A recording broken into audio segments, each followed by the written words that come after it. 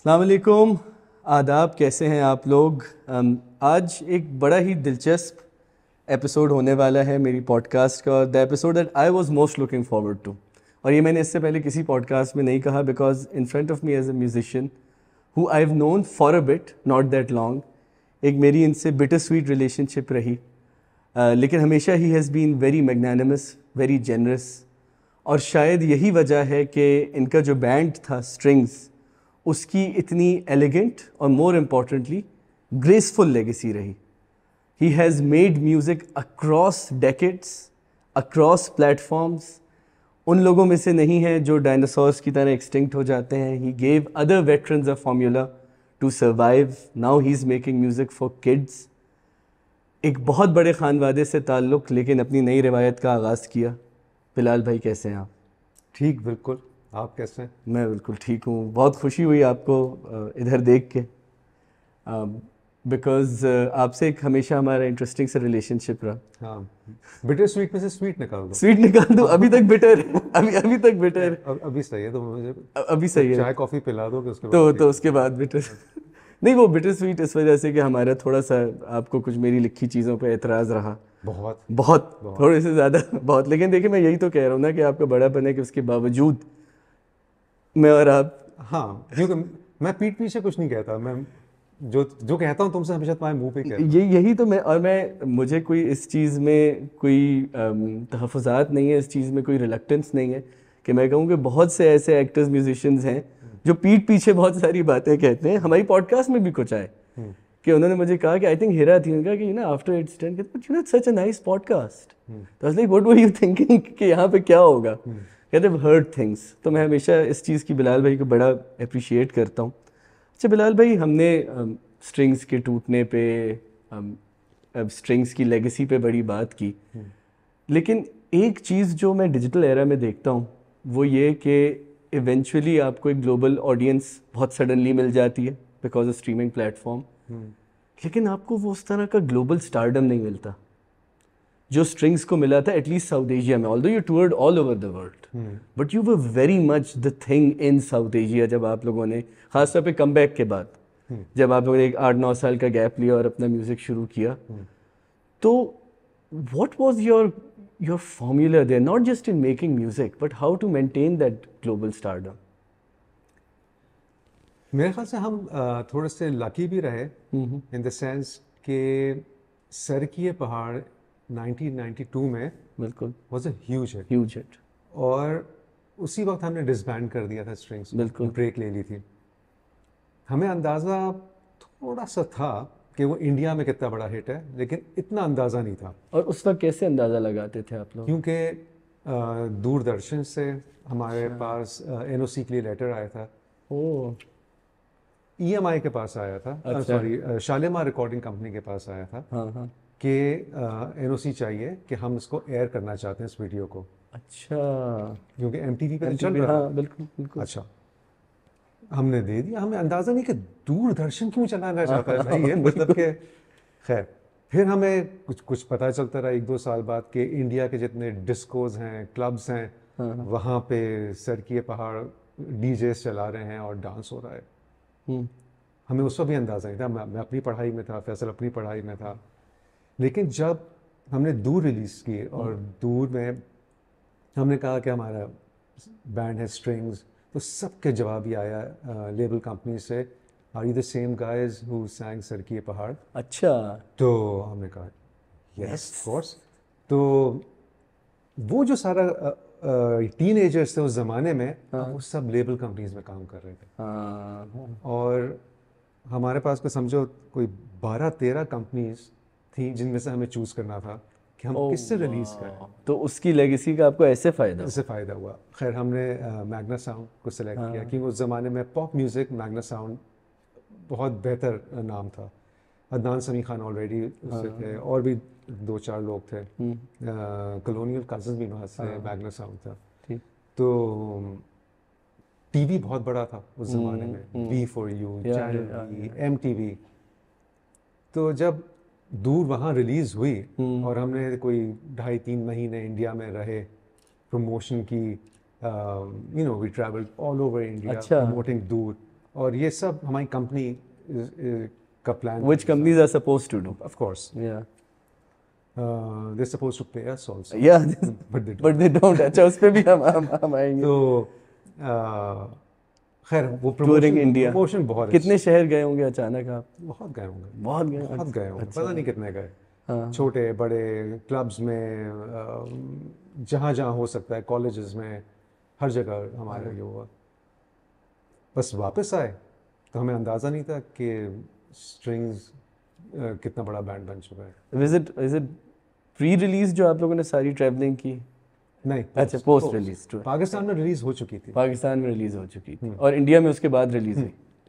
पाकिस्तान में रिलीज हो चुकी थी और लोगों को दूर समझ नहीं आ रहा था, अच्छा. दूर समझ नहीं आ रहा था, क्योंकि वो ज़माना था हदीका कयानी, शहजाद रॉय, जवाद अहमद, अबरारुल हक, ये सब, रहीम शाह, ये सब टॉप के लोग थे. और जिस तरह के वो हर गाने में ढोलक और ये और वो सब चीज़ें बहुत ज़रूरी थी.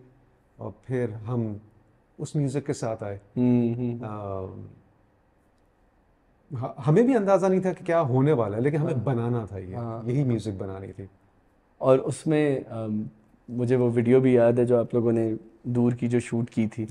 मतलब उसमें जिस तरह सूरज की किरणों का जिक्र था, बड़ी एस्थेटिकली भी इंटरेस्टिंग वीडियो थी वो. और मुझे समझ में आता है कि उस ज़माने के लोगों को वो गाना हज़म करना ज़रा मुश्किल क्यों था. क्योंकि एक तो उस गाने की जिस तरह से आप लोगों ने सॉन्ग राइटिंग की थी, हम थोड़ा सा, मुझे लगता है हम शायरी से भी डाइवर्ट कर गए थे.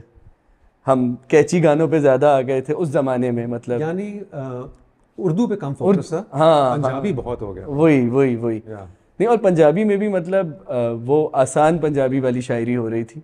मतलब सब बहुत अच्छे. मुझे पंजाबी समझ नहीं आती तो मुझे नहीं पता क्या. अरे बिलाल भाई, फिर आपने कोक स्टूडियो कैसे किया?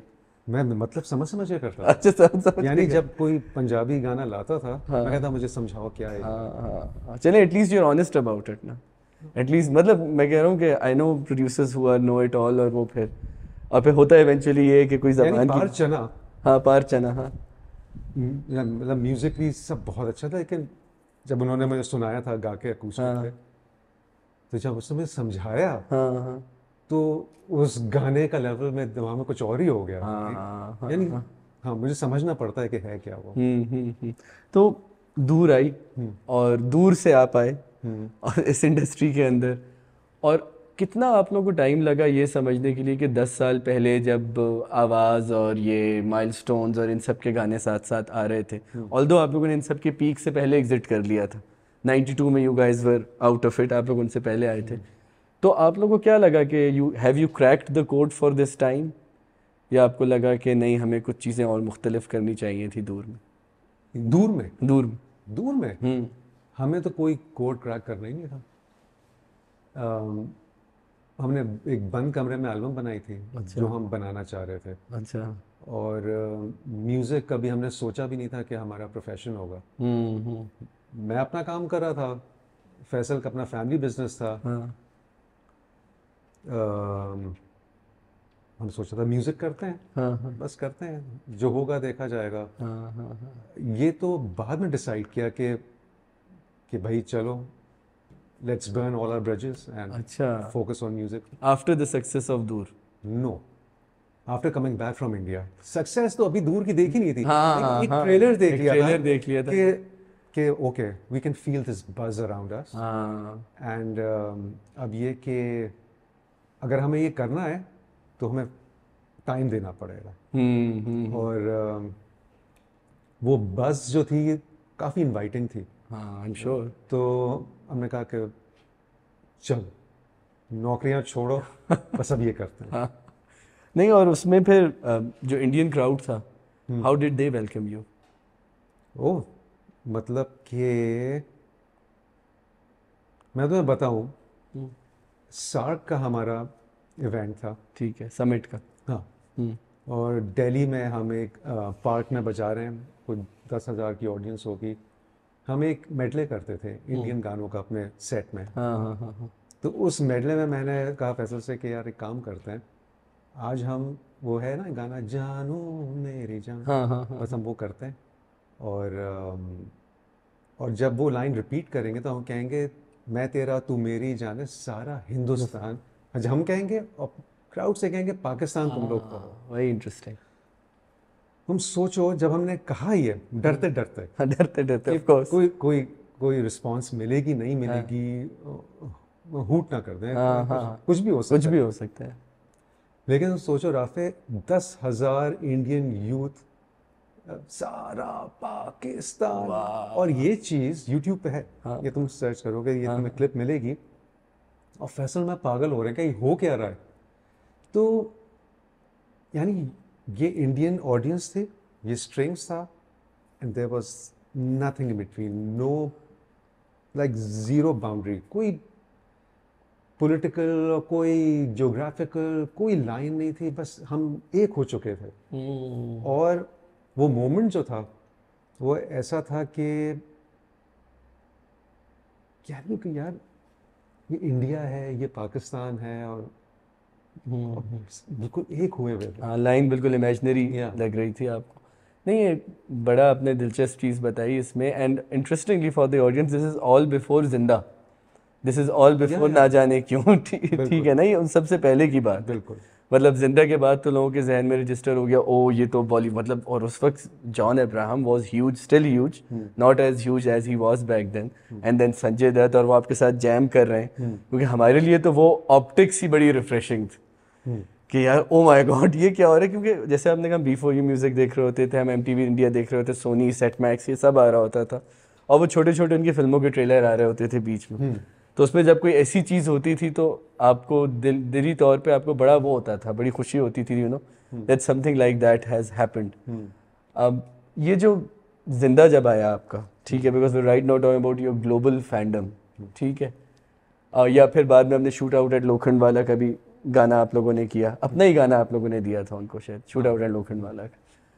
तो हमने किया था उसके लिए, उसके लिए वो आपकी एल्बम का नहीं था ना, नहीं, वो वो गाना, ब्रीफ थी। वो हाँ, वो हमें ब्रीफ ब्रीफ थी। मिली थी कि एक पुलिस वाला घर से जा रहा है और शायद वो वापस ना पहुंचे, तो हाँ, उस पे गाना बनाना था, ओ, तो ये आखिरी अलविदा ना हो। या आखिरी अलविदा ना हो। अच्छा, सो जिंदा से लेके आखिरी अलविदा तक आपकी इंडिया से क्या रिलेशनशिप रही, इंडियन ऑडियंस से क्या रिलेशनशिप रही, और क्या इंडियन ऑडियंस को जहन में रखते हुए कभी आपने अपने एस्थेटिक को रीइन्वेंट करने की कोशिश की? नहीं, बिल्कुल भी री इन्वेंट करने की कोशिश नहीं की, बल्कि हमने हमेशा अपने एस्थेटिक्स को प्रायोरिटी दी, ठीक है। और वो लोग इस चीज़ को रियलाइज़ करते थे, तभी उनको स्ट्रिंग्स पसंद था। अच्छा, यहाँ तक कि यशराज की एक फिल्म थी, कौन सी थी, जो इसमें Kabul express, Kabul express, John Abraham, Arshad Warsi, उन्होंने हमसे कहा गाना सलमान शाहिद भी थे शायद उसमें, यस, गाना करने गाना को। करने। और हमारी मीटिंग थी, और वो सारे टीम उनकी बैठी है उनके स्टूडियोज में, तो सब चीज़ें ठीक है, हो गया, स्ट्रिंग्स गाना कर रहे हैं। मैंने कहा कि स्क्रिप्ट हमें सुनाए, अच्छा, हमने स्क्रिप्ट सुनाए, तो मैं कहा इसमें पाकिस्तान का एंगल क्या है, तो उन्होंने कहा ऐसा कुछ नहीं है। मैं कहा नहीं, कोई लाइन है, कोई कोई चीज़ है जो कि, वो तो थी, हाँ, तो फिर चीज़ें निकली एक आध निकली दो। बिल्कुल ना, सलमान शाहिद का कैरेक्टर हिमसेल्फ वाज। तो हमने काम नहीं करेंगे, अच्छा, खाना मना कर दिया। Oh interesting. Yeah. सो आपने वो, मतलब it was a good film for that time, main stream YRF की फिल्म थी, बिल्कुल। और आपने, मतलब आपको क्या लगा इसमें? क्योंकि अभी मैं फवाद का भी एक इंटरव्यू देख रहा था कि वो मिस मार्वल किया, तो उन्होंने कहा कि आपका जो कैरेक्टर है उसको बोलें कि वो गांधी को भी कोट कर रहा है, वो जिन्ना को भी quote, let him take a side. मतलब उसने भी कहा कि यार इतने आप वो ना हो जाएं, कुछ रियलिटीज़ हैं। तो एज एम्बेसडर्स ऑफ कल्चर, जहाँ लोग आपसे पीस की बात भी करते हैं, लोग चाहते हैं आप हम आहंगी की बात करें, आपके ऊपर तो अपने खानवादे की वजह से, फैमिली की वजह से और भी वो होता होगा कि एक बिगर लेगेसी है उसमें, that and love for your country, how do you balance it out?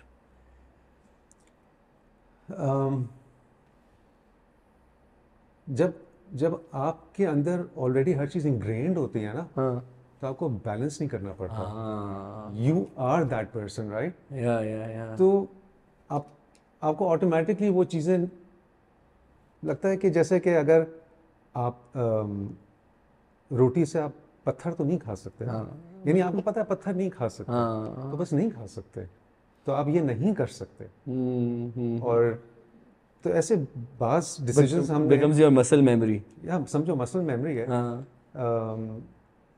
को उसमें आखिरी अलविदा में एक शॉट था जहाँ पे हम उठा के फिल्म के सारे सीन्स थे, वो सीन लास्ट क्लाइमैक्स शूट हो रहा था, उसी में हमारा वीडियो शूट हुआ था। हाँ। हाँ। तो वो एक सीन शूट करते थे और वो सीन दोबारा शूट करते थे और हमें वहाँ से वॉक करना थी। ठीक है, इस तरह ठीक। पूरा वीडियो शूट हुआ। सही। तो एक सीन था जहाँ पे उन्होंने कहा कि आप आएंगे और ये पुलिस की गन्स हैं सारी, तो आप लोग आके बस ये गन उठानी है और देखनी है। हमने कहा हम ये सीन नहीं करेंगे, अच्छा। हम गन्स नहीं उठाएंगे, वीडियो है उठा लो। हाँ। हाँ। हमने कहा कि नहीं, हमें 16 साल के बच्चे भी देख रहे हैं, अच्छा। 17 साल के बच्चे भी देख रहे हैं, हम ये गन नहीं उठाएंगे। So nothing to do with being Pakistani, it was just about being socially responsible। फिर इसी तरह एक शॉट था जहाँ पे जिंदा में जॉन आता है, अपनी वो चाबियां रखता है और चाबियों के साथ एक सिगरेट टाइप डब्बा भी था। ठीक है। हमने कहा ये तो हटाए ना, मतलब कि सिगरेट क्यों रखा है यहाँ पे। हाँ। तो वो हटाए, यानी कुछ चीज़ें हम लोग बताते थे कि हमें ऐसे करना है। और एक चीज़ और, अमानत अली का एक गाना था सलीम सुलेमान की फिल्म का, दोस्ताना का। हाँ। तो उसके लिए पहले हमें बुलाया था। अच्छा। गाना बना हुआ था गाने के लिए। हाँ। लेकिन उन्होंने बना के रखा हुआ था? उन्होंने बना के रखा हुआ था और उन्होंने वो चाह रहे थे कि मैं गाऊं। अच्छा, इंटरेस्टिंग। लेकिन हमने मना कर दिया। क्यों? क्योंकि हम किसी और की कॉम्पोजिशन पे नहीं गाएंगे, गाना बनवाना है तो हमसे बनवाएं। हाँ, एज अ बैंड। हाँ, तो ये हमारे कुछ प्रिंसिपल्स थे जिन पे हम चल रहे थे और वो लोग रिस्पेक्ट करते थे उसकी। सही सही सही। जैसे आपने कहा नो गन्स, नो नारकोटिक्स, कोई ऐसी चीज़ जो बच्चों को देख के, बच्चे जिसे देख के एक गलत में, जैसे मुझे याद है मैं वसीम अकरम के साथ एक दफ़ा किसी शो पे उनको मैं हेल्प कर रहा था, तो वो एक जगह वो सिगरेट पी रहे थे और उन्होंने कहा पर्दे वर्दे बंद करो, सामने एलिवेटर है, बच्चे आ जाएंगे, and you know I don't want to set the wrong example. But Bilal भाई, फिर वही बात है ना कि आपकी लेगेसी में आगे जाके हमें फिर वीलो साउंड स्टेशन मिलता है, जो कि ऑब्वियसली एक ऐसी इतनी नशावर चीज़ तो है कि हम उसे ओपनली एडवर्टाइज नहीं कर सकते। तो how did you negotiate with that? क्योंकि मैं अगेन भाई आपको हमेशा जब भी मिलता हूँ मैं आपसे कहता हूँ, ऑडियंस से भी, कि strings were the perfect boys of Pakistani music. Perfect boys क्यों? कि शायद मेरे माँ बाप या कोई, या मैं शायद अपने बच्चों को बाद में ये बोलूँ कि यार हाँ यार अली अज़मत जितने कूल हो जाओ पर शायद ये वाली हरकतें ना करना या कुछ और हो जाओ पर ऐसे ना करना। आप लोगों ने वो इमेज भी मेंटेन किया, ख़वातीन में बड़ी रिस्पॉन्सिबली अपनी फॉलोइंग मेंटेन किया आपने।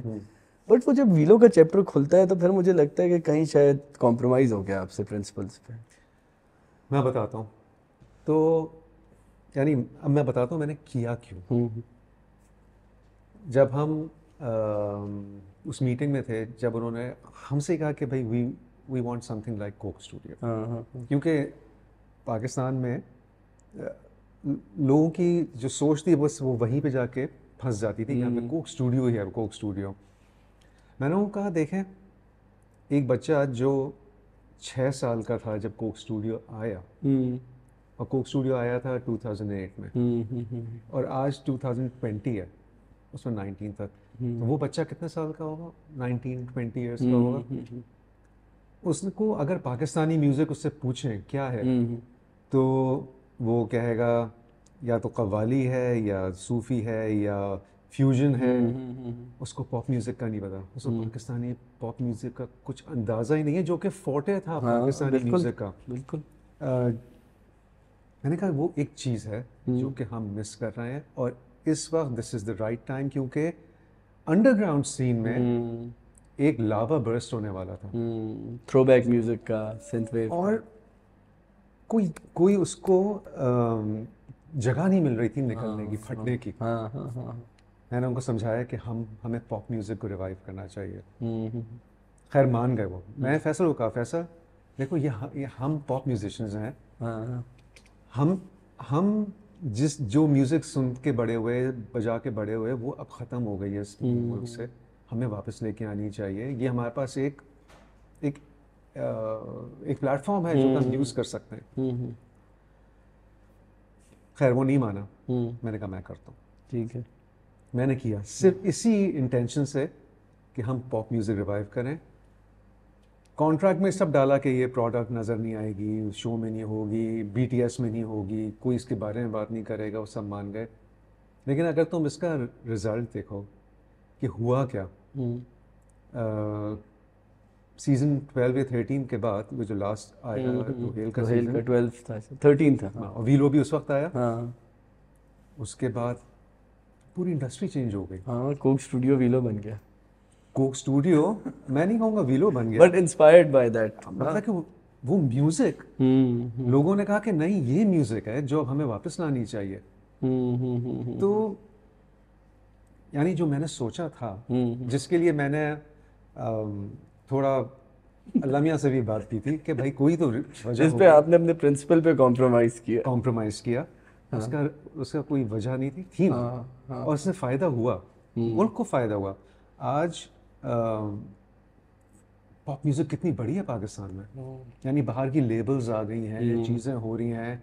और फ़र्ज़ करो अभी तक ये फ्यूजन सूफ़ी चल रहा होता तो क्या होता। हाँ नहीं, ये तो एक बहुत इंपॉर्टेंट फैक्टर था।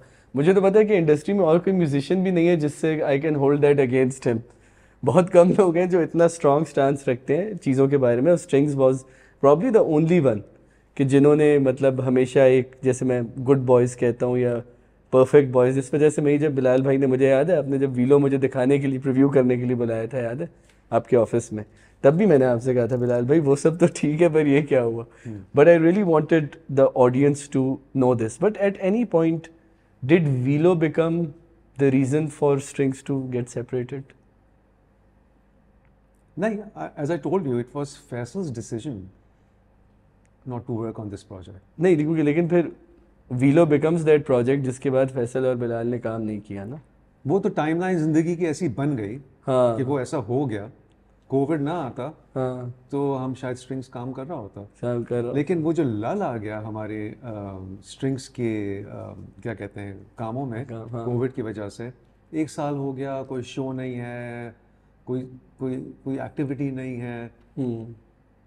फिर शोज आना शुरू हुए थे लोगों के, कॉर्पोरेट शोज हो रहे थे जहाँ पे लोग दूर दूर बैठे हुए थे मास्क पहन के। फैसल दुबई में रह रहा था। हमारे मैनेजर आए, कहते कि 2 शोज आए। तो किस टाइप के हैं? कहते कॉर्पोरेट है, लिमिटेड क्राउड है और फला है। जो कंपनी थी वो भी ऐसी थी मतलब जैसे होती ना, जो फार्मास्यूटिकल होती है, आपको पता है कि वो क्राउड इतना कोई मजे का नहीं होगा। तो मैंने फैसल से कहा क्या करना है? कहते यार मुझे बताओ, मैं अब इस चीज़ के लिए मैं दुबई से आऊँ और ये करूँ वो करूँ। मैंने कहा मुझे भी वर्थ इट तो नहीं लग रहा है। तो कहता है कि एक काम करते हैं ना, चीज़ें चल रही हैं, ब्रेक ले लेते हैं 2 साल बाद वापस आते हैं। मैं कर सकते हैं। This is what Faisal suggested. मैं कहा ये भी कर सकते हैं कि हम कहें कि स्ट्रिंग्स ओवर हो गया। फैसल को 4 सेकंड लगे होंगे, ये कहते हैं यार बहुत अच्छा आइडिया। अच्छा, इसका मतलब है कि थोड़ा सा आप लोग एग्जॉस्ट भी हो गए थे शायद। हम कोक स्टूडियो से पहले भी हो गए थे। हम कोक स्टूडियो से पहले इंडिया से वापस आके एयरपोर्ट पे बैठे हुए थे। ये भी इंटरेस्टिंग किस्सा है।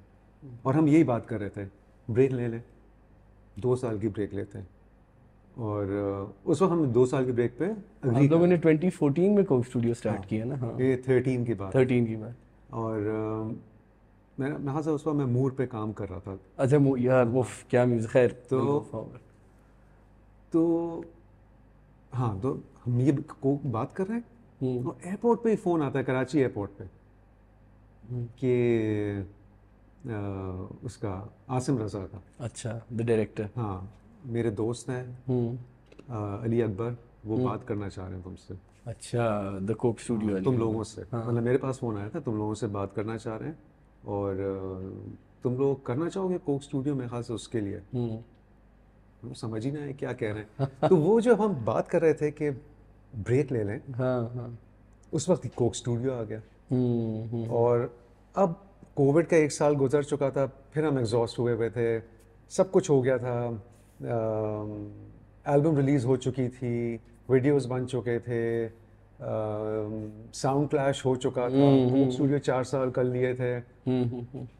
अब क्या करें, यानी क्या करें? अब हम कॉर्पोरेट शोज तो नहीं बजा सकते ना जिंदगी भर, यानी कुछ कुछ एक्साइटमेंट भी तो हो जिंदगी में। मतलब वो it was one of those marriages जहाँ who will say it first.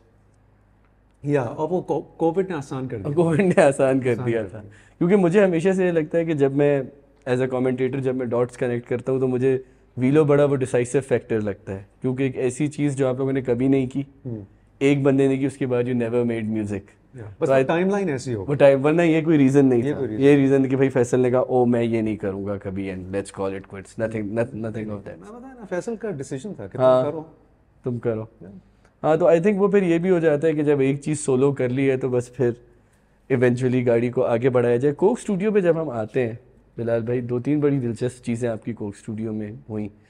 एक तो कुछ गाने जिनका मैं ऑल टाइम फ़ैन हूँ, भोले भाली सैयाँ, खाकी बंदा, ये सब वो गाने मतलब जो मतलब मुझे ना ही सिर्फ मीशा एज अ वोकलिस्ट सामने नजर आई, बट लाइक वाओ कि ये एक वाओ चीज़ है जिसमें आप बोलें कि हाँ यार मज़ा आया।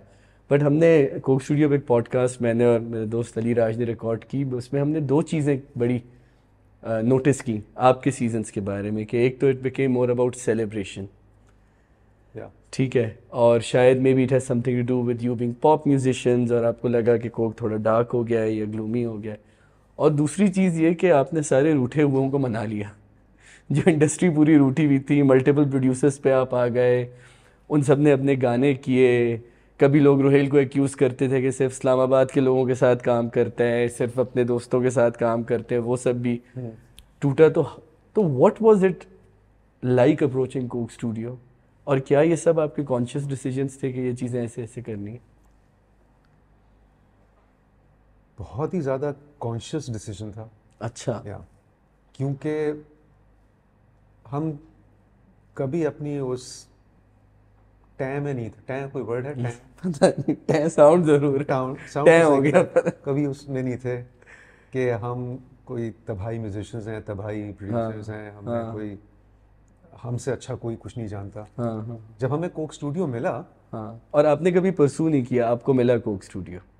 मतलब ये तो नहीं हुआ ना कि उन्होंने नहीं, लेकिन हाँ, मतलब कि ये था कि आई एम श्योर उन्होंने अदनान समी से भी पूछा हुआ था, रोहेल किसी को लेके गए थे कि इनसे करवाने, वो भी ऐसे वो तो सही, लेकिन हाँ उन्होंने हमें अप्रोच किया, ठीक है। और फिर ये मैं बाद में बताऊंगा कि हमने कहा क्या उनसे जब अप्रोच किया।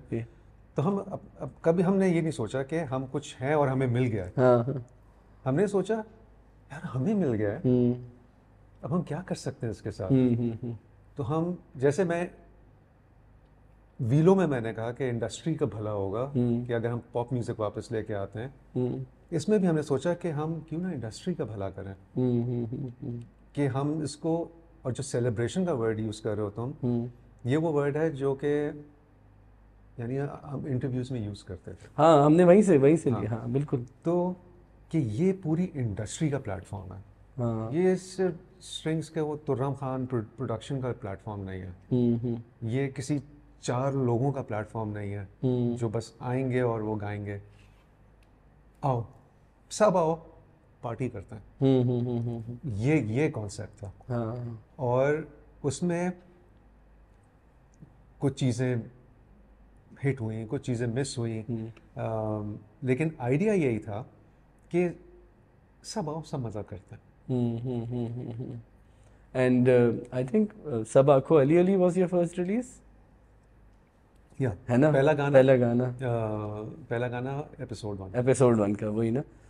और उसके साथ ही आमिर ज़की ने वो जो एक क्रेजी उसके अंदर सोलो भी बजाया, जो थोड़ा ब्लूज़ की तरफ भी है, राग की तरफ भी है। आमिर भाई has always been a very difficult person to work with, which everyone says. मैं इसलिए ये लिबर्टी ले रहा हूँ आपसे। और उस एक सोलो पे, उस पे पूरी दुनिया निछावर है कि उन्होंने कैसी चीज़ बजा दी उसके अंदर। But obviously he was a bit of a recluse चीज़ों को उस तरह नहीं देखते थे। अब कितना आपको मुश्किल हुआ आमिर ज़की से काम करना, और आपने क्यों ज़रूरी समझा that someone like him should be a part of Coke studio? तो जब मुझे गिटार उठाना भी नहीं आता था, हाँ आमिर ज़की को हम देखते थे आलमगीर के साथ स्टेज हाँ पर, बिल्कुल। और हम कहते ये कुछ ऐसी चीज़ है जैसे MTV के वीडियोस में लोग गिटार बजा रहे होते हैं, क्योंकि वरना पाकिस्तान में तो एक कमर्शियल वो उस ज़माने में जो इंडियन गाने स्टेज पे गाते थे, हम उस ज़माने में कंपेयर करते थे उस तरह के फिल्म शोज को, सॉन्ग्स। लेकिन हमेशा आमिर ज़की को देख के लगता है ये कुछ और है, ये कुछ डिफरेंट चीज़ है। उस वक्त से आमिर ज़की एक पेडिस्टल पे थे अपनी जगह। तो और हमें ये भी पता था, एक हिस्ट्री थी कि कोक स्टूडियो में आमिर ज़की नहीं आ सके। तो ये तो करलाना तो है, ये आप करना लोगों तो ने है। कहा था कि हाँ, करना तो है। और उनके साथ आमिर ने बहुत मतलब कि एफर्ट हमें नज़र आ रहा था, एफर्ट कर रहा था वो, कि वो अच्छी तरह डील करे सब चीज़ों से। कोई भी चीज़ आमिर के मूड के ख़िलाफ़ जाती थी तो वो बहुत एजी हो जाता है, अच्छा हो जाते थे। तो उस तरह का मूड था उनका। और अगर दूसरा आदमी भी अपनी ईगो को सामने रखे तो वो यानी मेजर क्लैशेस हो सकते थे। तो क्योंकि प्रोडक्शन साइड पे मैं फ्रंट पे होता था, तो ईगो मुझे यानी अपने घर छोड़ के आनी होती थी, और मुझे किसी तरह काम करवाना होता था कि ये काम हो जाए। और उस वक्त हम चाह ही रहे थे कि जो जिसकी रिफ है सबाको की पे, वो भी आमिर बजाएं, क्योंकि मेरे दिमाग में था कि हम तो जीतेंगे, हमें पाकिस्तानी उसी टाइप की चीज़ थी। हाँ चीज़ तो है। हाँ। तो वो, लेकिन आमिर नहीं कर पा रहे थे वो अच्छा नहीं कर पा रहे थे, क्योंकि जिस तरह वो रिफ बजी भी थी शायद ओपन ट्यूनिंग पे कुछ बजा हुआ था, और उसको हमें नॉर्मल ट्यूनिंग पे अच्छा बजाना था, वो चीज़ नहीं हो पा रही थी। आमिर ने अपनी कोई चीज़ डिज़ाइन की, वो नहीं समझ आ रही थी, तो फिर हम अदील को लेकर आए उस रिफ को बजाने के लिए। और आमिर से हमने सिर्फ सोलो का पार्ट, इमरान ने नहीं बजाई थी वो रिफ, इमरान दाखून, अच्छा अदील ने बजाई थी। अदील ने बजा दी। इमरान ने भी उस पर अकूस्टिक पे थी, अकूस्टिक पे थी, अदील इलेक्ट्रिक बजाई थी, और फिर आमिर ज़की को वो बाद में सोलो वाला पार्ट। सोलो वाला पार्ट। फिर आमिर को हमने एक और गाने में भी रखा था, ज़ुहैब के साथ। ज़ुहैब के साथ मुझे वो सोलो ज़्यादा अच्छा लगता है। वो नैना मोरे में वाला ना अच्छा ज़ुहैब हसन वाला। हाँ, ऑल्दो ज़ुहैब हसन ने पूरी कोशिश की, ज़ुहैब भाई नाराज़ नहीं होइएगा कि ये करके उनके सोलो के बीच में इतना ये आ रहा था ज़ुहैब भाई का। आपने कहा नहीं कि हमें सोलो सुनने दें। बहुत देखो दोनों अपनी जगह नहीं बड़े जगह बड़े आर्टिस्ट हैं, मैं किसी को डिमीन नहीं कर रहा हूँ, मेरी बड़ी रिस्पेक्ट है ज़ुहैब भाई के लिए। हाँ, लेकिन अगर आमिर ज़की 3 मिनट का सोलो बजा रहे हैं एंड में, हाँ और ज़ुहैब हसन खड़े हुए हैं वहाँ पे और गाना ख़त्म हो चुका है, हाँ तो मैं भी एक्सपेक्ट नहीं करता कि वो बिल्कुल खामोश होकर सुन लेंगे। यानी वो अपनी एड लिपिंग करेंगे ना वहाँ पे, यानी कोई भी करेगा। तुम पाकिस्तानी 3 सिंगर्स को खड़ा कर दो, ज़ुहैब की बात नहीं कर रहा, किसी और 3 सिंगर्स को खड़ा कर दो और कहो कि बस ये गाना ख़त्म हो रहा है, सब लड़ते रहेंगे कि आखिरी लाइन कौन लेगा। वो करेगा ना, ख़त्म होगा गाना, वो आखिर में करेगा और ये करेगा, भाई गाना मैं एंड करूँगा। तो भाई आपको बहुत चीज़ें मैनेज करना पड़ती हैं। तो मुझे तो वो जो ज़ुहैब कर रहे थे वो सही था। नहीं, लेकिन मैं कह रहा हूँ उस गाने में मैनेजमेंट क्राइसिस एंड में नज़र आ रहा था। हाँ ये मैं कह रहा हूँ वो सही। तो अगर तुम माइक्रोस्कोप में रख के देखो कोक स्टूडियो को, तो उसका नाम मैनेजमेंट क्राइसिस ही होगा, उसका नाम कोक स्टूडियो नहीं होगा। बिल्कुल। हाँ, तो खासतौर पे जितने लोग आपने इकट्ठे कर क्राइसिस मैनेजमेंट होगा। तो नहीं, क्योंकि आप लोगों का यही तो मैं कह रहा हूँ ना कि आप लोगों ने बहुत सारे ऐसे लोगों के लिए, मिकाल हसन नाराज थे, मैंने तो सोशल मीडिया पे भी उल्टी सीधी बातें कर दी थी कोक स्टूडियो के बारे, वो आ गए और सीजन 7 में नहीं आ पाए थे वो। अच्छा, सीजन 7 में हम लड़ ही रहे थे उनके। अच्छा, आपने सीजन 7 से परसू करना शुरू किया था? सीजन 8 में जाके माने वो लोग। और क्या मतलब उनको क्या एप्रीहेंशन थी, वही कि वो सोशल मीडिया पे बातें कर चुके हैं, या आप लोगों को कोई क्रिएटिव कॉन्फ्लिक्ट था मिकाल से? नहीं, मतलब कोक को इशू था। हाँ, कोई फॉर ऑब्वियस रीजन। हाँ, फॉर ऑब्वियस कि रीजन। मतलब कि वो ये नहीं होता था कि आप नहीं, वो लिस्ट जाती थी, हाँ, उसमें से कहते थे अच्छा नहीं ना ना ना नहीं, अभी नहीं, अभी नहीं, अभी नहीं, अभी नहीं, अभी अभी नहीं। नहीं। हाँ, और फिर आप लोग परसू करते हाँ, थे उन लोगों को। अच्छा, और उसमें फिर हमने पिछली पॉडकास्ट में भी जिक्र किया कि एक बड़ी चीज़ जो हुई थी वो ताजदार हरम वाली हुई थी, हम्म, जिसमें मेरी अभी आपसे यूनिवर्सिटी में भी बात हो रही थी कि आतिफ असलम ने हमारे रिपोर्टर को कॉल की कि ताजदार हरम स्ट्रिंग्स ने नहीं बनाया, ताजदार हरम तो शिराज उप्पल ने बनाया। And it became a whole thing for the people who know it. उस वक्त एक इशू बनी वो चीज़। वो क्या था कि क्या वो एक मिसमैनेजमेंट थी जो नहीं हुई? What was, how much honesty was in there in that statement? क्या हुआ था वो? तुम्हें तो पता ही है। नहीं, मैं आपसे सुनना चाहता हूँ ना बिलाल, मैं मुझे बता देना आप, क्योंकि मुझे बहुत लोगों ने फिर मैसेजेस भी किए, बहुत लोगों ने कहा भी कि वही जो आपका शिकवा था कि आप उन लोगों से पूछें, आप उनसे क्यों नहीं पूछते? मैं कहता हूँ भाई, तुम BTS देख लो, हाँ, ताजदार हरम का BTS देख लो, सब पता चल जाएगा। so none of what Atif said had any truth to it?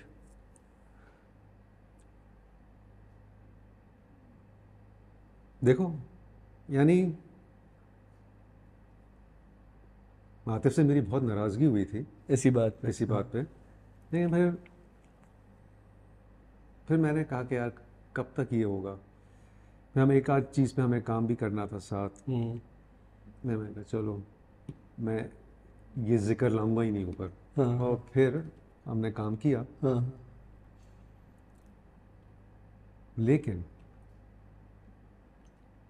ये चीज़ कि हमने शिराज उप्पल को क्रेडिट नहीं दिया, हाँ, ये कहना तो सबसे गलत बात है, अच्छा। क्योंकि हमें तो पता ही नहीं था कि शिराज उप्पल ने बनाया। अच्छा, क्या कह रहे हो, तुम्हें पता है? नहीं नहीं, मैं आपको ये कह रहा हूँ, मैं आपसे ये कह रहा हूँ कि जब आतिफ असलम आए थे, क्या उन्होंने आपको बताया कि ये मैं ताजदार हरम को इस तरह बजाना चाह रहा हूँ, हाँ, और ये जो नहीं, एक तरह उसने कहा से, ये मैंने अरेंजमेंट किया है। हाँ, मैं अच्छा, क्या उसने मैं शिराज उप्पल का नाम ही नहीं लिया? नहीं, ओह,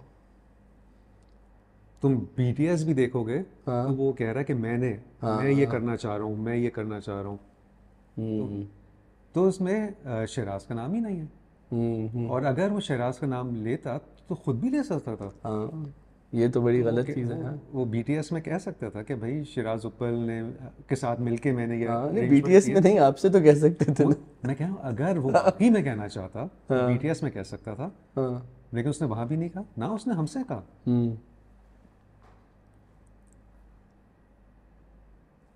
क्यों उसने ऐसा किया मुझे आज तक समझ नहीं नहीं, आता मैं कि उसने तुम चलो छोड़ नहीं दो, नहीं, मैं बोल, मतलब बताएं कि बताएं बताएं ना, आप बोले, आप क्या कह रहे कुछ नहीं थे? कहता। आप कह रहे थे क्यों उसने ऐसा हाँ, किया? वो मुझे नहीं पता। नहीं, वो मुझे भी नहीं पता, देखें, और अनलेस और अनटिल, देखें, मैंने एज अ जर्नलिस्ट बात कर रहा तुम हूँ। मुझसे कुछ गॉसिप निकलवाना चाह रहे हो, मैं नहीं नहीं, निकालूंगा। आपसे कोई गॉसिप नहीं निकलवाना चाह रहा बिलाल भाई, मैं क्यों निकलवाऊंगा? ये पॉडकास्ट है ही नहीं इस बारे में। अच्छा, नहीं है। मैं आपसे ये कह रहा हूँ, मुझे जो चीज़ नहीं समझ आती कि अगर किसी का कोई वेस्टेड इंटरेस्ट नहीं होगा एक चीज़ के अंदर, तो वो क्यों किसी को, और एट हिज पीक, मतलब आतिफ तो मुझे उसको 2-3 रीजन लगता है कि होंगे किसी किसी वजह से किसी जो वजह ये से, किया है, हाँ, जो मुझे लगता है कि ये हो सकता है। हाँ, हाँ, but because I never got the chance to, मैं जब भी आतिफ को अप्रोच करते हैं वो तो MIA हो जाते हैं, सही है, चाहे उनकी कोई प्रोनाउंसिएशन पे चीज़ बताने के लिए कि आपने पूरी ये नात पढ़ दी लेकिन इसमें आपने कोई शीन काफ का ख्याल नहीं रखा नहीं, है। बिल्कुल सही है, हर इंसान को वैसे ही होना चाहिए। तुम मैं ही एक नहीं नहीं नहीं चे हूँ जो मैं अरे बिलाल भाई, क्या हो गया? हाँ, वाकई में हर इंसान को ऐसी होना नहीं चाहिए। बिलाल भाई, देखें, लेकिन मैं एट द सेम टाइम आपको बताऊं, हर इंसान के अंदर ना इतनी ग्रिट होती है, ना ट्रांसपेरेंसी होती है कि किसी से शिकवा है। मैं 13 साल से लोगों की गालियां, फेसबुक स्टेटसेस, गंदे गंदे DM, अगर मैं आपकी इंडस्ट्री की बात करूं, वाहियात चीजें बर्दाश्त कर रहा हूं सिर्फ क्योंकि उन्होंने किसी से कहीं से कुछ सुना है।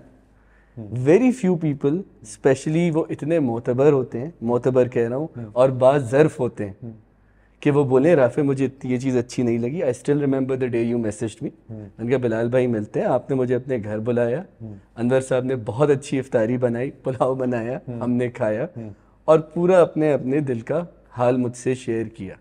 And I really appreciated and I think a lot of our veterans don't end up becoming icons. मैं आपको फिर ये लफ्ज़ बता रहा हूँ कि मैं स्टार स्टडीज़ फॉर्मली पढ़ता हूँ।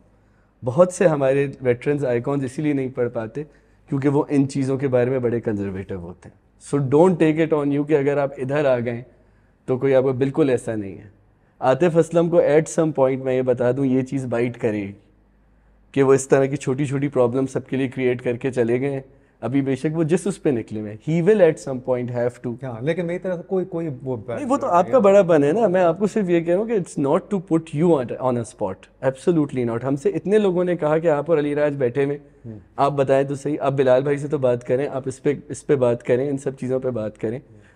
लेकिन इवेंचुअली हमें एक दो चीज़ें जो बड़ी और इंटरेस्टिंग आपके उसमें आई सामने, वो ये है कि कुछ थोड़े बहुत रोमांटिक गाने आना शुरू हो गए। रोमांटिक मतलब जैसे बेवजह जो था, बात है दिल ना बेवजह, और वो सब चीज़ें, और वो जो मोमिना और डैनी जी ने किया था, वह उसका साउंड काफ़ी स्ट्रिंगिश था। क्या आप लोगों ने, आपने वो गाना लिखा था? हाँ, लिखा था, बनाया था, हर चीज़ की। नहीं मतलब कहने मतलब कि वो it look like a song that strings would Singh eventually. वो मैंने अपने लिए पहले बनाया था। अच्छा इसीलिए, और उसमें फिर मोमिना का वो सोलो भी था, और नहीं, सोलो दूसरे गाने में था मोमिना, इसमें दानियाल ने, इसमें दानियाल। अच्छा, तो इवेंचुअली आप लोगों का हमेशा से मुझे ये भी लगता है कि बिकॉज अनवर साहब हों, बजियाँ हों, आपा हों, आपका पूरे खानवादे का हमारे हेरिटेज पे बहुत गहरा असर है ओवरऑल। तो at some point in Coke Studio जब आपने अनवर साहब से चिड़िया का चंबा गवाया या पढ़ाया तहत लफ्ज़ पढ़ाया आपने उसमें, या आपने जाफ़र से कहा कि नू ला ले आवे गाएं, या कुछ, तो आपको लगता है कि बियॉन्ड स्ट्रिंग्स आप अपने ऊपर भी एक लेगेसी का प्रेशर महसूस करते हैं कि वो भी आपके काम में कहीं ना कहीं रिफ्लेक्ट हो, जो फैमिली लेगेसी? कोक स्टूडियो में मेरे ऊपर कोई उस तरह का प्रेशर नहीं था। नहीं, प्रेशर नहीं, अपनी एक वो हो कि यार मैं एक बड़ी चीज़ करने जा रहा हूँ तो ऐसा करता हूँ, नहीं?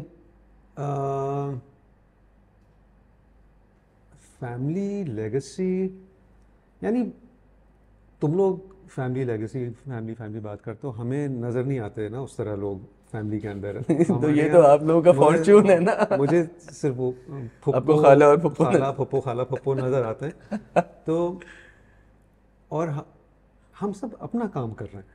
हाँ, यानी कोई बगैर प्रेशर लिए, अगर मेरे अब्बा एक्टर होते और मैं एक्टर होता तो फिर शायद प्रेशर होता। मेरे अब्बा म्यूजिशियन नहीं है, वो लिखते हैं, तो मेरे ऊपर उसका कोई प्रेशर नहीं है। मैं म्यूज़िक जैसे ही बनाऊँ, मेरे अब्बा तो नहीं बनाते ना, तो उसका कोई प्रेशर नहीं है। मेरे ख़ानदान में और कोई म्यूज़िक नहीं बनाता, सब लिखते हैं। बजिया लिखती हैं, ज़हीं लिखती हैं, ज़हरा आपा लिखती हैं, वो लिखती हैं, अब्बा लिखते हैं। तो मेरे ऊपर कोई ज़ीरो प्रेशर है। चाहे मैं जब से तुमको मैंने देखा है बनाऊं, या फिर मैं चाय बनाऊं, या मैं तो देखूंगा मैं उस पर आ रहा था, मैं तो देखूंगा पे कि वहाँ पे मुझे ऐसा लगता है कि क्योंकि आपने वो थोड़ा सा वो एक फैज़ की ज़मीन तो ना कहें, लेकिन उससे इंस्पायर्ड एक जैसे हम सब देखेंगे या मैं तो देखूंगा, एक प्रेजेंट डे में आपने रिकंटेक्चुअलाइज किया उस पूरी चीज़ को, और बहुत अच्छी वीडियो जामी ने बनाई उसकी।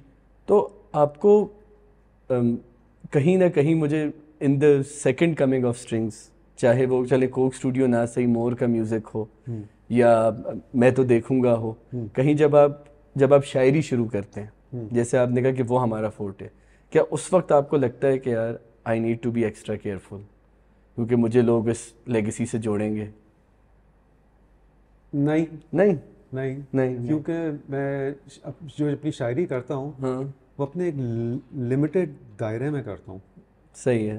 यानी इतना मुझे पता है कि शायरी में वज़न होना चाहिए, और बुरे लफ्ज़ ना हो, कोई चीप बात ना हो, चाहे रोमांटिक गाना हो, लेकिन हम चीपनेस की साइड पे ना जाएं। तेरी बाहों में मैं मर जाऊं, ऐसे गाने हम कभी भी नहीं लिखेंगे। तो वो एक प्रेशर है कि हमें, क्योंकि वो मुझे बजिया नहीं, पहला गाना जब मैंने उनको सुनाया था हाँ। तो वो नाराज़ होकर चली गई थी। अच्छा, और ये कौन सा गाना था? वो वीडियो था, अब्बा और मैं लेके गए थे VHS पे उनको दिखाने के लिए, PTV की शायद कोई रिकॉर्डिंग थी। बजिया देखें बिलाल के नाम। अच्छा, वो कौन सा गाना था? मुझे याद नहीं, या तो I am saying trying to get what it देखो टेक्स टू। यूथ फेस्टिवल था हाँ, जो म्यूजिक 89 आया था ठीक है। इस्लामाबाद से, हम्म फिर कराची टीवी ने यूथ फेस्टिवल किया था। हम्म। तो उसमें अली रिजवी डायरेक्टर थे, हाँ, सही है। अब्बा के दोस्त थे। हाँ। हमारा बैंड बन चुका था। हम्म अब्बा ने कहा कि तुम लोग के पास कोई गाने हैं, क्योंकि कराची टीवी पे एक शो हो रहा है, मैं बोल दूँ स्ट्रिंग्स तुम लोग करोगे? हमने कहा, हाँ बोलते बोलते। तो हमने एक गाना बनाया था, मैंने तुझे कभी देखा ना था। वो हमने बाद में ट्यून चेंज करके एल्बम में भी किया, अच्छा। लेकिन वो उसमें किया था। हम्म। तो वो गाना रिकॉर्ड हुआ, तो उसका VHS हम लेके गए। अच्छा। और तो बजिया ने कहा कि उन्होंने लगाया, नाराज़ होकर कमरे से उठ के चली गई, बाहर जाके बैठ गई। अच्छा। तो बजिया ने मुझे कहा कि बिलाल देखो, हमारे ख़ानदान में सब लिखने वाले लोग हैं, ये काम कोई नहीं करता। ये काम। तो अब बजिया ने Like the अब्बा way she अब्बा ने said. कहा बजिया यानी इसका शौक है। हाँ। कहते नहीं, मे बी वो देख रही होंगी ना, हाँ उनको हाँ चीज़ें नज़र आ रही बिल्कुल होंगी। बिल्कुल बिल्कुल। मैं तो ये सोच रहा था मैं कॉलेज जा मैं रहा हूँ, वही कह रहा हूँ ना। मैं कॉलेज में हूँ और ये कर रहा हूँ, क्या है, उनको चीज़ें नज़र आ रही थी। कहती हैं कि बिलाल अगर तुम्हें किसी भी पॉइंट पे तुम्हें लगे कि ये तुम्हारा प्रोफेशन है, then you have to do this in the most dignified way, और वरना मैं अप्रूव नहीं करती। तो वो प्रेशर था, कोई लेगेसी का प्रेशर नहीं था, बस ये प्रेशर था कि मेरी बड़ी फुप्पो ने मुझसे एक चीज़ कही है। और फिर जब वो कोई आने वाला है कि लॉन्च पे आई और वो चीफ गेस्ट थी, सबसे आगे बैठी हुई, उसमें मुझे लगा कि अच्छा, काम सही हुआ है। हाँ, वरना तो वो ऐसे एग्री नहीं करते। आपने डिग्निफाइड एक्सपीरियंस की बात की कि एक सर्टन डिग्निटी होनी चाहिए इसमें, और डिग्निटी खुद भी बड़ी एक रिलेटिव चीज़ है कि किसी के लिए जो आपके लिए डिग्निटी हो, शायद आपकी हाउस हेल्प के लिए वो डिग्निटी ना हो। एक चीज़ हमें हमेशा सुनने को मिलती है इंडस्ट्री से, और फिर मैं अनवर साहब पे एक बात करने आऊँगा कि मुझे ये बताएं कि म्यूज़िक इंडस्ट्री वाले in general, why do they consider you a bad corp and Faisal a good cop? ये क्या चक्कर है, मुझे बताएं आप। मैं उनसे बोलता हूँ कि भाई सीन क्या है, ये मुझे आज तक समझ नहीं आया ये, but now that it has ended maybe we can talk about why do they consider you a bad cop? सब मतलब जिससे भी बात करो ना, यार वो फैसल से कर लेना, फैसल से कर लेना। I never understood it. 13-14 years of my career I've heard the same from the industry. कुछ है, मुझे खुद नहीं पता। है ना? हाँ, है ना, मैं आपसे कुछ है, मुझे खुद नहीं पता, क्योंकि हमारा जो कीबोर्डिस्ट था हैदर, हाँ हाँ, हैदर उसने भी कहा कि मैं बैंड छोड़ रहा हूँ, कि मैं बिलाल भाई के साथ नहीं काम कर सकता। अच्छा। मैं कहा है क्या हो गया है भाई? हाँ। तो नहीं, आप मैं अब नहीं बजाऊंगा स्ट्रिंग्स के साथ। हाँ। तो और मैं ये सोचता हूँ कि मैं ऐसी क्या बात करता हूँ जो ऐसा है। हाँ यानी अहद भी है, अदील भी है, सब हैं, हाँ हाँ लेकिन यानी मैं टोकता बहुत हूँ जब कोई गलत बजा रहा होता है या गलत गा रहा होता है, बहुत टोकता हूँ मैं। हाँ हाँ हाँ। और अगर स्टेज पे इन एयर में कोई गलत नोट आ जाए, हाँ हाँ हाँ मैं एकदम पीछे मुड़ के देखूंगा हाँ और ऐसे देखूंगा, हाँ हाँ और फिर यानी दूसरा बंदा परेशान हो जाएगा शायद बजाते हुए। हाँ फैसल मुझसे कहता है बिलाल पीछे मुड़ के नहीं देखना है, बस तुम गलत बजा रहे हो तो कोई फर्क नहीं पड़ता। हाँ। लेकिन मेरे साथ इशू है हम्म। कोक स्टूडियो में भी हाँ मेरे ख्याल से मैं बहुत सारे लोगों को वो नहीं करने देता था जो वो करना चाहते थे। हाँ कहता था कि नहीं, हमें ये करना है, ये करना है, ये करना है, इस चीज़ को लॉक करना ज़रूरी है। हाँ हाँ नहीं तो अभी ये नोट्स पक्के नहीं है, इसको पक्के करना ज़रूरी है, हम्म। हम लास्ट मिनट तक कुछ नहीं छोड़ सकते। हाँ बहुत ज़्यादा, यानी मैं शायद हंटर लेके घूमता था, मुझे नहीं पता। हाँ, कुछ तो होगा। तो सिर्फ डिसिप्लिन नहीं होगा कुछ तो मतलब समझ में आ गया आप डिसिप्लिनेरियन है, बट अगर आप अपना बैंड मेंबर कह रहे तो हाँ कभी आपने फैसल से पूछा like did you ever ask him that why do people hate you so much? Faisal को किसी चीज़ की फिक्र नहीं है। अच्छा। हाँ यानी तुमसे भी मैं नाराज होता था। फैसल कहता छोड़ो यार हाँ यही तो मैं कह रहा हूँ। हाँ फैसल कहता छोड़ो। तो नहीं मुझे याद है जब पहली दफ़ा जब मैं इंग्लैंड जा रहा था, आप लोगों का कोक स्टूडियो ख़त्म है तो आप लोगों ने अपने मुझे क्लिफ्टन वाले स्टूडियो बताया था जहाँ आप लोग कोक स्टूडियो करते थे। हाँ तो बाहर मुझे फैसल मिला, क्या हाल है, ठीक है। मैंने कहा वाह यार, आई वॉज एक्सपेक्टिंग कि ये तो मेरा कोई सवालनामा मेरे सामने रखा जाएगा, और वो थोड़ी देर बैठ के आया और वो गए मतलब। तो मुझे भी लगा कि सारे शिकवे आपको ही हैं। हाँ क्योंकि मैं खास से यानी मैं हर चीज़ को ना माइक्रोस्कोप से देख रहा होता हूँ। हाँ हाँ बस ये इशू है मेरे साथ। हाँ। Is it worth it? नहीं अपने आप को आप तंग कर रहे हाँ हो, मैं आप क्योंकि मैं परेशान बताऊँ कर रहे हो। बिलाल भाई, मुझे ये बड़ा वो होता था कि जब मेरी आपसे इंटरेक्शन शुरू हुई ना, तो मैं आपसे इवेंचुअली मिलना भी चाह रहा था, अली भी चाह रहा था कि आपसे मुलाकात हो, कि मुझे बड़ा ये होता था कि ये एक बड़ी अनफेयर चीज़ है कि जिससे कहो they had some sort of, और फिर वो होता है ना कि लोग कहते थे कि जी सारी बुरी खबरें स्ट्रिंग्स के टाइम निकली या कुछ निकली, तो मुझे फिर ये भी लगता है कि may be people had something against you, क्योंकि जिस वजह से वो इतना एविडली आपको बताने के बजाय प्रेस को फ़ोन कर रहे हैं, तो वो कुछ मुझे लगता है देयर इज समथिंग। मतलब मुझे कुछ लगता भी है, मुझे पता भी, सोच सकता हूँ कि ये क्यों होता होगा। हाँ हाँ हाँ। लेकिन नहीं मतलब obviously that doesn't affect your legacy, या जिस तरह से लोग ऑडियंस आपके गानों से प्यार करती है। जैसे अली सफ़ीना कह रहे थे, आए थे पॉडकास्ट पे, कि स्ट्रिंग्स का एक एक गाने का एक एक मिसरा लोगों को अब तक याद है। तो I am sure that doesn't come through in your art, क्योंकि अगर आर्ट में कोई सेंस ऑफ डिससेटिस्फेक्शन या सेंस ऑफ नेगेटिविटी या कोई चीज़ ऐसी आ जाए तो वो लोगों के दिल में नहीं उतरता। बड़ी सीधी सी बात है। लेकिन ये इंडस्ट्री का एक हमेशा से वो रहा। नहीं नहीं, लेकिन नेगेटिविटी आर्ट में तो कभी आएगी नहीं, बिकॉज चीज़ें जब हिट करती हैं हाँ आई हाँ फील बैड, हाँ हाँ but then I move on. हाँ यानी जो आतिफ वाली बात तुम कह रहे हो, हाँ। वो इतनी बड़ी चीज़ थी, बहुत बड़ी चीज़, बहुत बड़ी चीज़ थी। लेकिन फिर एक पॉइंट में मैंने कहा नहीं, I have to move on.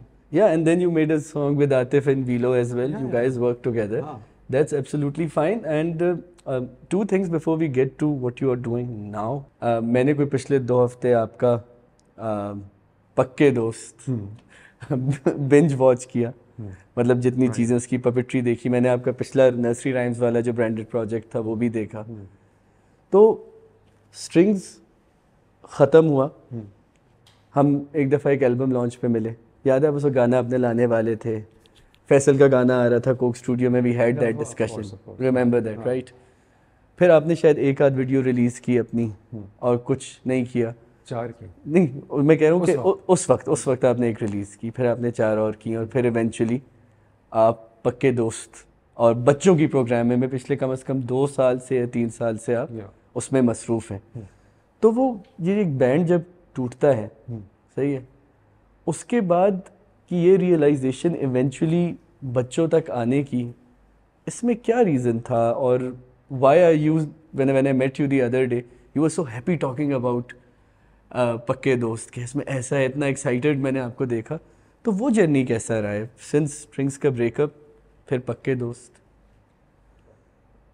तो मैं जो एक्साइटेड था वो जेन्युइनली एक्साइटेड हूँ, क्योंकि तुम किसी भी आर्टिस्ट से बात करोगे, जो भी उसका करंट प्रोजेक्ट होगा वो एक्साइटमेंट ही दिखाएगा कि इसमें इससे अच्छी चीज़ मैं इतने आप वीलो के लिए नहीं थे जितने आप इसके लिए, from what I get it. हाँ वो मेरा अपना गेट तो है। मैं बता रहा हूँ इसलिए कि मैं कोई 25 साल से ये प्लान कर रहा हूँ। उफ। मेरा बेटा अभी 26 साल का है। जब वो 1 डेढ़ 2 साल का था उस वक्त से, क्योंकि मैं बड़ा हुआ था, अरशद महमूद साहब हमारे घर बैठते थे, एक ज़माने में 6 महीने हमारे यहाँ रुके थे वो। अच्छा। जब वो लाहौर से कराची आए थे, और रोज़ अक्कड़ बक्कड़ बम्बे बो, बीबी मैन की और हरा समंदर, उसके वो गिटार पे बैठे गा रहे हैं हमारे सामने, वो हम सुन रहे हैं उनको, गाने बन रहे हैं। फिर सारे दोस्त हमारे वो आया करता था वो शो। मैं तो बच्चों के गाने सुन के बड़ा हुआ हूँ और वो इतनी इम्पोर्टेंट मेमोरी है किसी भी बच्चे के लिए, अपने बचपन से कनेक्टेड रहना। और वो कनेक्शन जो कि आपके कल्चर में इंग्रेंड हो, वो कनेक्शन जो आपकी लैंग्वेज में इंग्रेंड हो, वो बहुत ज़रूरी है। बिल्कुल। मेरे बच्चे के पास कुछ नहीं था। वो बार्नी देखता था, वो सेसमी स्ट्रीट देखता था, वो गम्बी आता था, नॉडी, पता नहीं क्या क्या उस जमाने में आते थे, वो चीज़ें देखता था। तो मैं टीना से कहता था, अपनी बीवी से, कि यार मुझे बच्चों के गाने बनाने, लेकिन स्ट्रिंग्स चल रहा था, टाइम नहीं था। वैसे से मैंने बोला भी, वैसा मैं बच्चों के लिए करना चाहिए, कुछ नहीं टाइम मिल रहा था। मैंने 2019 में फारूक कैसर साहब से, the great Farooq Kaiser puppeteer, बात भी की। हम थोड़ा आगे बढ़े भी काम में, लेकिन मैं फंडिंग ढूंढ रहा था, नहीं मिली मुझे फंडिंग। वो भी फिर वो चले गए वो। मुझे करना था। अच्छा। और जैसी स्ट्रिंग्स ख़त्म हुआ है, ये मैंने अपना प्रोजेक्ट बना लिया। अच्छा। कि मुझे ये करना है। और मैंने गाने बनाना शुरू किए। गाने शुरू में बहुत अजीब से बन रहे थे, क्योंकि समझ नहीं आ रहा था, स्ट्रिंग्स जैसे बन रहे थे, लेकिन बच्चों के नहीं बन रहे थे। तो फिर वो सारी रिसर्च करना शुरू की कि पपेट्री होती कैसे है, क्योंकि मुझे पपेट्स के साथ करना था। कलियां देखा था बचपन में, सेसमी स्ट्रीट का मैं बहुत बड़ा फैन था। उसकी खास उसकी जो म्यूज़िक है, द मपेट शो की और सेसमी स्ट्रीट की, मैं वो म्यूज़िक करना चाहता था। फिर तो मैंने गाने बनाना शुरू किए, साथ साथ मैं पपेट्स के लिए मैंने हर जगह ईमेल्स भेजना शुरू किए, इंटरनेशनल पपेट मेकर्स को। और फिर एक जगह मैंने एलिसन यूवर्ट, एक खातून कनेडियन पपेट मेकर है, उनको लॉक किया कि जब ये पपेट स्क्रीन पे नज़र आए तो बच्चों को ये ना पता चल सके कि ये गोरा शो है या पाकिस्तानी शो है, क्योंकि उनके पास बहुत पावर है ना, वो स्वाइप कर सकते हैं। अगर समझ नहीं आया तो 1 सेकंड में चले जाएंगे। तो वो स्क्रीन पे जब देखें तो उनको ना पता चले कि ये क्या देख रहे हैं। और इस चीज़ को मुझे हमेशा से पता था कि इस चीज़ को मुझे सेकुलर रखना है। बिल्कुल। क्योंकि ये पाकिस्तान के हर बच्चे के लिए। और शक्लों से ना पता चले कि ये पाकिस्तानी है या ये इंडियन है या ये अमेरिकन है, ये कौन है, ये हिंदू है, ये मुस्लिम है, ये कौन है। सिर्फ ज़बान से पता चले, सिर्फ ज़बान। तो ये कॉन्सेप्ट लेके मैंने पक्के दोस्त बनाना शुरू किया। और 2 साल लगे मुझे सीज़न 1 करने में। मुझे स्पॉन्सर नहीं मिला, क्योंकि कोई उस तरह पेपर पे समझ नहीं रहा था कि क्या है। फिर मैंने कहा अच्छा मैं खुद ही बनाता हूँ, पैसे लगा दिए अपने। अच्छा। हाँ। और काफ़ी सारे थे। अच्छा, कितने पैसे लगाए? काफ़ी सारे। काफ़ी सारे। तो काफ़ी सारे। तो अब कहीं जा रहा है वो प्रोजेक्ट? कोई सीज़न 2 भी शूट हो गया। अगेन सेल्फ फंडेड है। तो क्यों ब्रांड्स को क्यों समझ नहीं आ रहा किसी को? अब तो सीज़न 1 के बाद तो बहुत आ गया समझ। अच्छा। बहुत सारे ब्रांड्स आ रहे हैं। लेकिन वो जो इंटीग्रेशन मांग रहे हैं ना, वो मैं कहता हूँ कि शो में नहीं हो सकती। यानी शो में नहीं हो सकती। आप शो के साइट पे अपना लोगो घुमा दें, ऑफ शूट्स हम बना सकते हैं कि भाई चलो एक स्किट, एक गाना XYZ ब्रांड ले ले, एक उसको हम अलग से रिलीज कर दें, जो वो अलग अलग पुश करें। लेकिन जो शो है, ये शो में नहीं कर सकता। तो मुझे फिर करना पड़ा खुद ही। और अब देखें, मैंने रिक्वेस्ट किया है गवर्नमेंट से। अच्छा, फेडरल गवर्नमेंट से, प्रोविंशियल गवर्नमेंट? प्रोविंशियल से, गवर्नमेंट ऑफ सिंध। कि अगर उनको समझ आता है तो ये अगर वो अपना एक प्रोजेक्ट इसको। अच्छा। सो आपको क्या लग रहा है कि गवर्नमेंट को, क्योंकि हमारे यहाँ हमेशा से बड़ा इस चीज़ का कहते हुए रिजाल रहा है कि बच्चों के लिए कुछ नहीं बनता और बच्चों के लिए प्रोग्रामिंग नहीं बनती, और सिंध गवर्नमेंट ऑफ लेट काफ़ी परफॉर्मिंग आर्ट्स और इसमें इंटरेस्टेड है। एक सिम्पा भी बनाई हुई है इन्होंने, म्यूज़िक का करिकुलम बनाने का भी बिल पास हो गया है। तो एटमॉस्फेयर तो मुझे लग रहा है ऐसा है कि शायद आपकी कोई बात समझ जाए वो, आपको कैसे लगा? इंशाल्लाह इंशाल्लाह। अभी जो भी हमारी मीटिंग्स हुई हैं हाँ। काफ़ी पॉजिटिव हैं, अच्छा। और मुझे ज़्यादा एक्सप्लेन करने की ज़रूरत भी नहीं पड़ रही है शो को। अच्छा, वेरी गुड। ऑल्दो जो हमारे बनते आए हैं वो बच्चों के शोज, उससे बहुत फ़र्क है ये। हाँ हाँ, बिल्कुल होगा। लेकिन देव बीन वेरी रिसेप्टिव हाँ। एंड यानी इंकरेजिंग ऑल्सो कि बहुत अच्छा है ये, और अब देखें आगे क्या होता है। नहीं नहीं, सिंध गवर्नमेंट ऑफिशियल्स, अगर मैं आप लोगों से मेरी बात पे कोई दम है तो this is something that you should definitely jump on. I think बच्चों के लिए बहुत कम काम हो रहा है, और लोकल तो है ही नहीं। वो एक ज़माना था कि आपको या छोटा भीम मिलता था या कुछ और मिलता था टेलीविज़न के ऊपर, और वो प्रॉब्लम ज़्यादा ये नहीं थी कि वो छोटा भीम देख रहे हैं, प्रॉब्लम ये है कि अपना कुछ यहाँ पे था नहीं। और अभी भी अगर आप ये देखें, यंग मदर से पूछें या सोचें, तो वो एक वो होता है कि whether it is Cocomelon या बेबी शार्क। तो डू यू थिंक कि हम कोई अपनी इंडिजिनस चीज़ ऐसी खड़ी कर सकते हैं जो इस चाइल्ड एंटरटेनमेंट के वेव को चैलेंज कर सके? हम में है इतना दम? हमें तो नहीं पता, लेकिन जैसे मैं कर सकता हूँ, हाँ, मुझे लग रहा है मैं कर सकता हूँ, हाँ, और मुझसे भी ज़्यादा टैलेंटेड लोग हैं यहाँ पे। हाँ हाँ, तो दम तो मतलब स्किल सेट तो है ना। स्किल सेट है। अगर जैसे आपको कूदना पड़ेगा, क्योंकि इसमें रेवेन्यू जनरेशन बिल्कुल ऑलमोस्ट ज़ीरो है। और किड्स एंटरटेनमेंट होने के यानी बावजूद आपको millions and millions and millions of views चाहिए before you start earning. Eventually तो बच्चों के कंटेंट के इतने ही व्यूज़ होते हैं क्योंकि लेकिन वो हर मील के साथ 2 दफ़ा देखते हैं। लेकिन ये उर्दू है ना, हाँ। उर्दू की मार्केट इतनी सी है। और अगर आप हिंदी देखें तो इंडिया में ऑलरेडी बहुत कंटेंट बहुत कंटेंट है। अब आप आ जाते हैं सिर्फ पाकिस्तानी मार्केट पे, जहाँ पे जो अम्मा का लैपटॉप है वो ऑलरेडी ड्रामों में बिजी है, अब्बा का जो लैपटॉप है वो ऑलरेडी खबरों में बिजी है। हर बच्चे के पास आईपैड फ़ोन है भी नहीं उस एज के।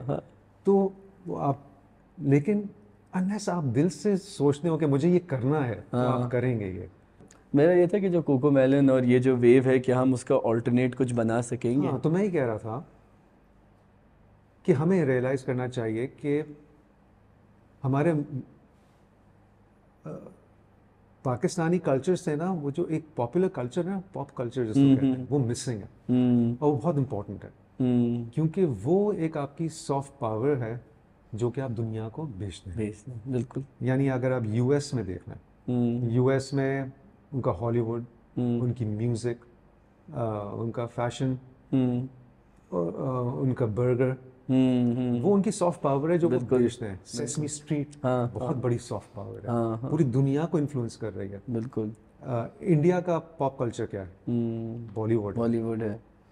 ये इस दीवार के पीछे जो पॉप कल्चर की दीवार है, उनकी मशीनरी काम कर रही है, उसका हमें नहीं पता क्या है, लेकिन this is what they are selling to the world, और ये उनका फसाड है। और ये पॉप कल्चर ज़रूरी है पूरी यूथ को इंगेज करने के लिए।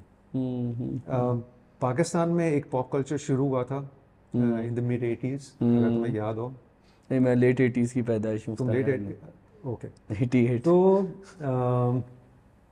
यानी लेट 80s में, तो एक अगर तुम्हें नहीं याद हो, पेप्सी एंड क्रिकेट। हाँ, वो मैंने यूट्यूब पे, हाँ वो तो मुझे पता है। तो पेप्सी का क्रिकेट म्यूजिक का जो एक कल्चर शुरू हुआ था, जिसमें वाइटल साइंस आए थे, इमरान खान, वसीम अकरम, तो वो एक पॉपुलर कल्चर एस्टैब्लिश हो रहा था, जो कि एक प्लेटफॉर्म बन गया था जहाँ पे हमारी यूथ कनेक्ट करती थी। फिर वो आके ऐसा ख़त्म हुआ, और समझो ये मिड 90s में आके जब ये नवाज शरीफ की गवर्नमेंट वापस आई थी, और मुझे याद है मैं उस ज़माने पेप्सी का जनरेशन नेक्स्ट डायरेक्ट करता था। हमारे पास सेंसर बोर्ड से ऐसी चीज़ें आती थी कि ये जितने वीडियोस हैं ना जिसमें जिन लड़कों ने ब्लू जीन्स पहनी हुई है, वो एडिट कर दो। ब्लू जीन्स अलाउड नहीं है, ब्लैक जीन्स अलाउड है। वाह, क्या बात है। ये सेंसर बोर्ड की डायरेक्शंस आई थी। फिर लंबे बाल, यानी अगर कानों से नीचे बाल जा रहे हैं वो कट जाएंगे। आपने इसीलिए कटवाए थे? नहीं, मैं तो बहुत बाद में कटवाए थे। तो उस ज़माने में म्यूज़िक छोड़ चुका था, हम लोग अच्छा। स्ट्रिंग्स ने वो अच्छा, वो gap बीच में जो लड़ाया था आप हाँ। लोगों का, तब की बात है। तो उस ज़माने में ये पॉप कल्चर ख़त्म हो गया, हाँ हाँ और फिर ये 9/11 हुआ, हाँ हाँ। पाकिस्तान बिल्कुल चेंज हो गया। लेकिन फिर ये जो बैंड्स वापस आए, इन्होंने फिर से कुछ रिवाइव करना शुरू किया। जो फर्स्ट 5 इयर्स थे इनके मुशर्रफ साहब के, हम्म। लेकिन जब उन्होंने वर्दी उतारी तो फिर पाकिस्तान वापस उसी जगह चला हाँ गया, हाँ। और फिर सब खत्म हो गया। वो आप लोग की तू है कहाँ वाली कैंपेन भी उसी में आई थी ना, जिसमें आप, हारून, हाँ, जुनैद हाँ, जमशेद, क्या गाना था। हम्म। बनते ही नहीं है वैसे गाने। तो ये मैं कह रहा हूँ, अब ये बच्चे जो हाँ। एक पाकिस्तानी कल्चर से टोटली एलियनेट हो गए। अब वो कोको मेलन, छोटा Bhim, baby baby shark. Shark, Blippi, हाँ हाँ। और ये पेपा पिग, ये सब बच्चे ये देख रहे हैं। हाँ अभी सोचो बड़े होंगे तो जो हमारा कनेक्शन है हमारे बचपन हाँ से, हाँ। इनका कनेक्शन सब ये होगा, विच इज हाँ, like elsewhere they'll be confused। Foreign ना। बिल्कुल बिल्कुल। तो उनके लिए ज़रूरी है कि ये इन कैरेक्टर से, इस तरह की म्यूज़िक से और लोग आए, 100 लोग आए, आइडेंटिफाई करें, ताकि हम एक जनरेशन ऐसी बड़ी करें जो कि अपनी रूट से कनेक्टेड हो। नहीं, मैं तो आपकी वो राइम भी सुन रहा था मैं, खरगोश वाली और कचरे, उसमें भी बड़ा इंटरेस्टिंग था कि पर पता नहीं लोगों को कि मैं थक भी जाता हूँ। हाँ। तो एक बड़ा इंटरेस्टिंग आर्क है उन सब कैरेक्टर्स का। बिल्कुल, फिर भी कि दौड़ने में फिर भी दौड़ने में मैं पूरा दम लगाता हूँ पूरी चीज़। तो I think this is brilliant. And Bilal भाई, I don't think anyone has been that gracious to me in a podcast कि उन्होंने मुझे मेरी सारे जिसारत जो मैंने की है उसे उन्होंने बर्दाश्त किया। ऑल्दो आप मुझे कह रहे थे ना कि किसी वक्त कि तुम्हारी नज़रों में पता चल जाता है कि तुम दूसरे वाले से एग्री करो, मुझे भी आपकी नज़रों में पता चल गया है कि आप कोई इतने खुश नहीं है। But I try to make up with another cup of coffee if that helps. लेकिन भाई बिलाल भाई, आज तो दाढ़ी वाड़ी भी वाइट हुई हुई है ना। मैं बड़ा इंटरेस्टिंग इंसिडेंट सुना दूँ इन दी एंड कि we were at university the other day, और फायजा सलीम आई हमारे पास, the comedian Faiza, and he was just fangirling over Bilal भाई। और उन्होंने कहा कि आपको पता है कुछ ग्रुप्स हैं जिसमें भी women discuss कि you're aging like fine wine। और उन्होंने जिस तरह वो बात कही थी ना, उससे मुझे पता चल चुका है कि the salt and pepper look is still working for Bilal भाई। so good to have you Bilal भाई। नहीं, थैंक यू। एंड बहुत हमने मुख्तलिफ बातें की, बड़ी इंटरेस्टिंग बातें की, और सबसे अच्छी बात है कि आपने वक्त निकाला, आपने हमें आके एक बहुत शर्फ बख्शा हमारे लिए, because you are one of the many icons. अब तो बहुत कम लोग रह गए जिनकी ट्रूली आइकॉनिक कंट्रीब्यूशन है आपके पॉपुलर कल्चर में, आपके म्यूज़िक में। तो that will always be an honour for me. Thank you so much. आपका बहुत शुक्रिया। Thank you.